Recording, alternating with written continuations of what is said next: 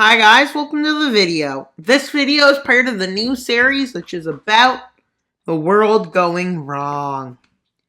And the Taiwan War has been started. Basically, this is an alternate feature in which, well, every war imaginable happens, but not World War III yet. It's not built up yet. With Taiwan getting taken out before America can arrive, and the opening of a front against Vietnam, who for some reason thought it was a good idea to declare war on China, even though they probably could have got away with good relations.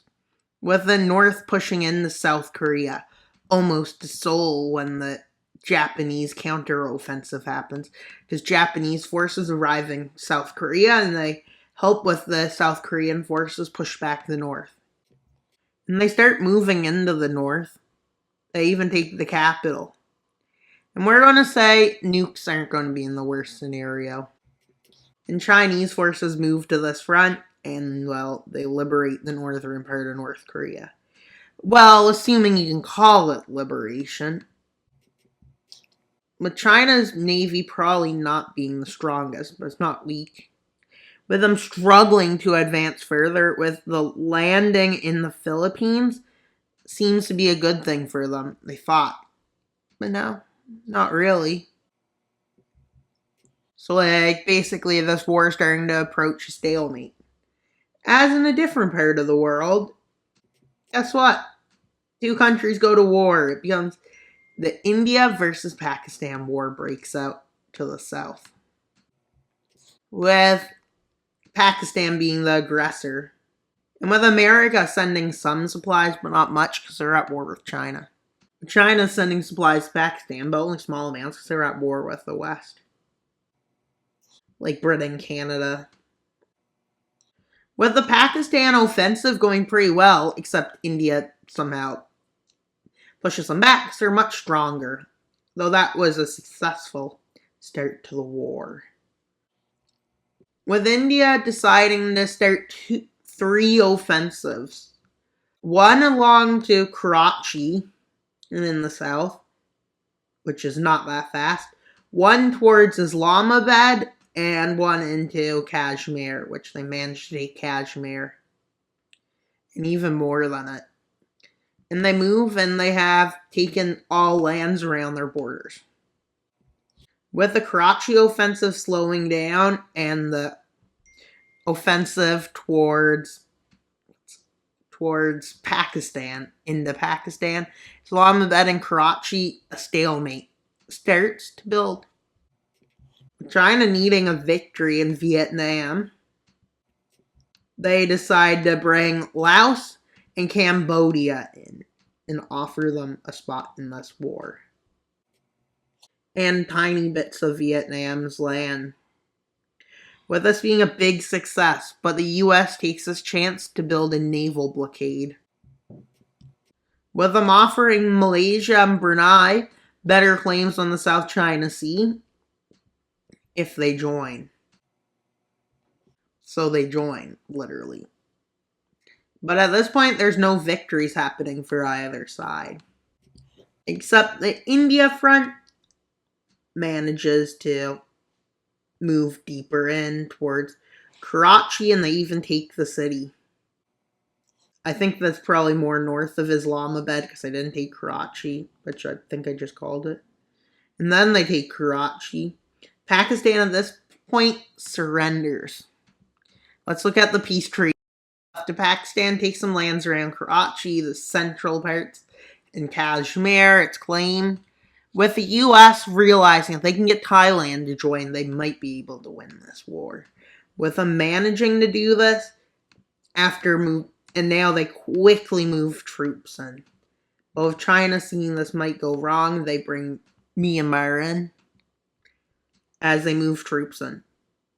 But don't worry, Thailand probably won't fall to a Malaysian offensive, because Malaysia is weak, as we know.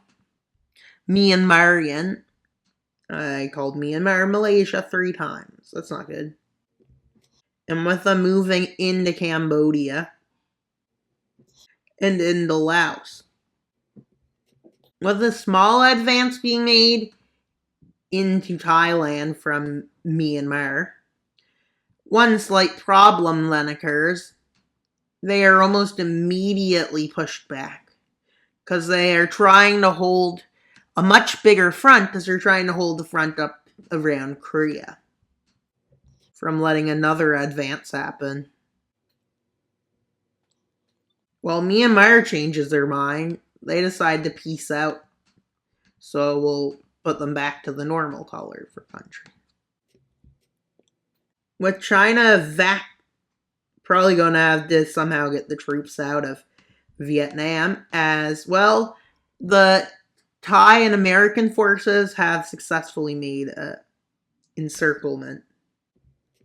And with Laos and Cambodia quickly falling to the other side, and Vietnam gets liberated. And then they decide to make a small offensive into southern China to get China to be willing to give up Taiwan.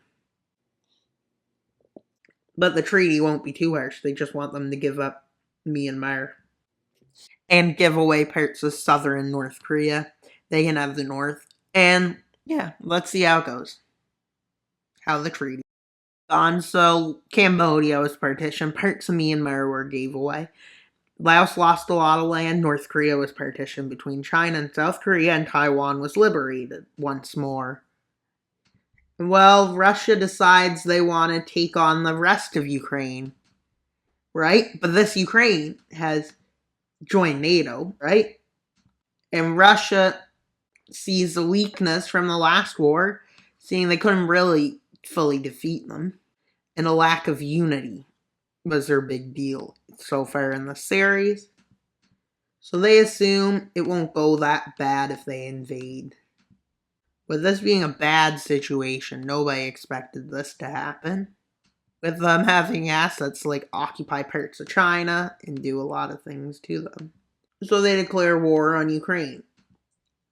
Nations like the Baltics, as Article 5 is called, and then it becomes, well, yeah. But how ready is NATO really for a conflict? Doesn't mean it's going to be devastating for them, but it's also not going to look well. With Turkey trying to maintain a neutral look, they kinda are in a bad spot. Because they're pretty, not like they don't want to like invade Russia, chances are. And these are the nations that would automatically join, which means it's unlikely they can get Serbia's help, but I'm not saying they can't. Hungary probably would try to stay out, and maybe even Turkey would try to stay out. Now I'm going to say Turkey decided to. Georgia decided to support them due to the fact Russia has invaded them before. But Russia has allies. And Iran, why would Azerbaijan do that? They're not going to war with Turkey. Well, we could probably see some other nations in like this area joining. Maybe Egypt being a bit upset about defeat, but no.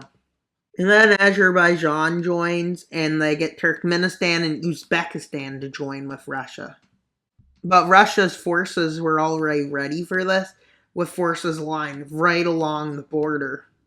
They didn't expect a few nations to stay out. But like, Bosnia just supports them because they can. Well, they make a nice Baltic offensive, with them using Belarus to get around the Dnieper, which is their border, moving in and taking Kiev for the second time. And with Iran taking the initiative in the Caucasus along with Armenia. With Iran having troops in Syria and the Russian troops throughout Syria move in. And this is probably one of the worst things that could happen, with them finally breaking over the Dnieper. With a much weaker Ukraine having been easier to take over. With just building a border on Russia to make it more defensive. But unable to get Moldova to support them. they invade through Moldova to get into Romania. Although Finland, Russia might be like, this is probably the border with struggles to advance. With the weak Balkan countries needing support, so the Western Europeans decide to send it down. But a stalemate is established here, and they are pushed back there. And well, the front kind of stops, but then it goes ahead, with Russia managing to break through into Slovakia, and then break through a bit into Czechia and southern Poland. And then a stalemate's established, and that's pretty much all that happens in this video. So please like and subscribe. And remember, we're trying to get to 2,800 subscribers, so leave us subscribe so you can get there. And our subscriber specials, 2,500 subscribers. So please subscribe. Bye, guys!